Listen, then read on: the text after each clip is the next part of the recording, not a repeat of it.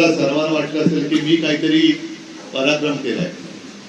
पराक्रम मी नाही केला, पराक्रम तुमच्या सगळ्यांच्या एकजुटीने केलेला आहे.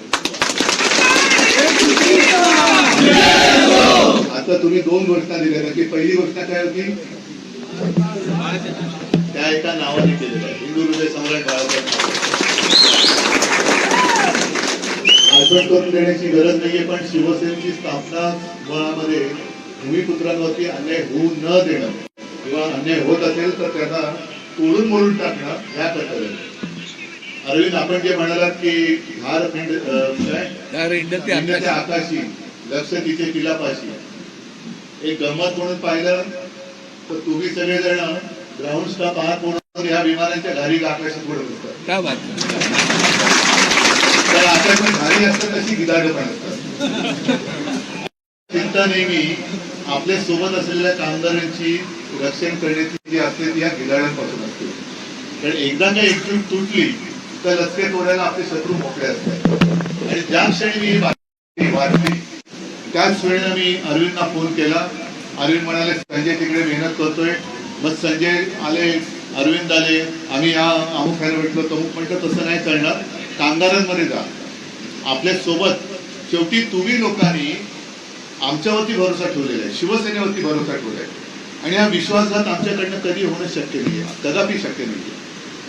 नुसतं शिवसेना जिंदाबाद, उद्धव ठाकरेंचा विजय असो, अरे तसा विजय नकोय मला तुमच्या हृदयातून आलेला ती एक भावना पाहिजे, हृदयातून आली पाहिजे.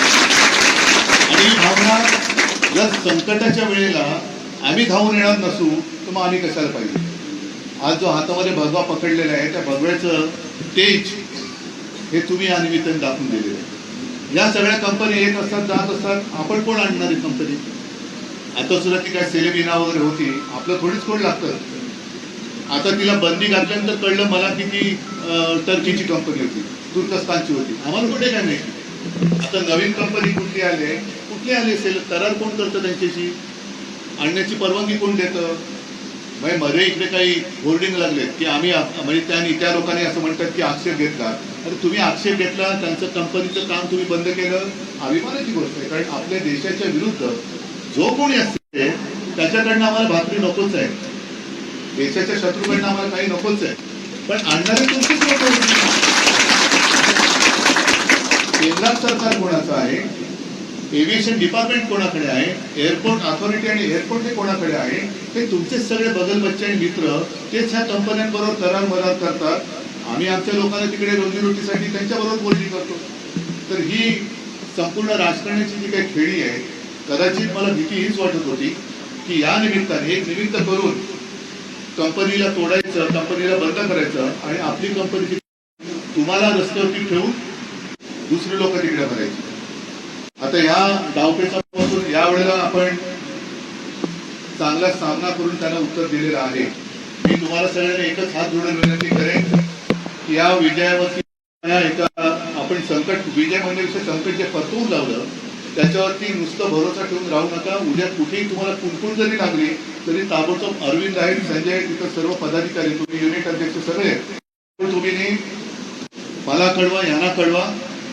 आणि उद्या जर का कोणाच्या मनामध्ये आपले लक्ष्य तोडण्याचा वाईट विचार येत असेल तर मग त्याचे राजकारणामध्ये कसे तुकडे करायचे ते आपण सगळे एकत्र करू.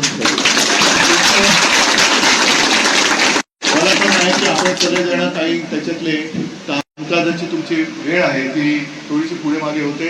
जास्त काही मी रटाळ सगळ्यांना खास करून धन्यवाद देतो. तुमच्या एकजुटीवर कौतुक. एकजुटीने एकत्र राहा, तुमच्या पाठीशी आहे, तुमच्यावरती अन्याय होऊ देणार नाही. जय हिंद.